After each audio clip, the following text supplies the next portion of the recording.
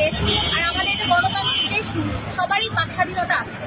তো আমাদের সবাইকে আমরা যে যার মতো কথা বলতে পারবো, যে যার মতো ইচ্ছা সোশ্যাল মিডিয়াতে পোস্ট করতে পারবো, বাট কিছু আছে নীতি বিরোধী কাজ বা এগুলো কখনোই করা যাবে না। তো আমার মনে হয় না যে আমাদের এখন লুকিয়ে থাকার সময়। এখন আমরা এতদিন ছিলাম ঠিক আছে, বাট এখন আমরা যেহেতু আমাদের দেশ অলরেডি আরেকবার স্বাধীন করে ফেলছি 1971 সালের মতো, তো এখন আমাদের বাক স্বাধীনতা আছে, আমরা সবাই সোশ্যাল মিডিয়াতে বলেন সবকিছুই বলতে পারবো।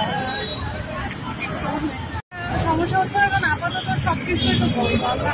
আমি আমেরিকান ইন্টারন্যাশনাল ইউনিভার্সিটিতে আমাদের ভার্সিটিতে এখন খোলা হয় না, তো এই সময়টাকে আমরা কাজে লাগাচ্ছি। যেহেতু কিছু কারণে এতদিন আন্দোলনও গেছে, সবাই গৃহবন্দী ছিল বলতে গেলে, যারা যায় না আন্দোলনে। তো যেহেতু ইউনিভার্সিটি নাই, সেই সময়টাকে কাজে লাগাচ্ছি। ইউনিভার্সিটি যখন ওপেন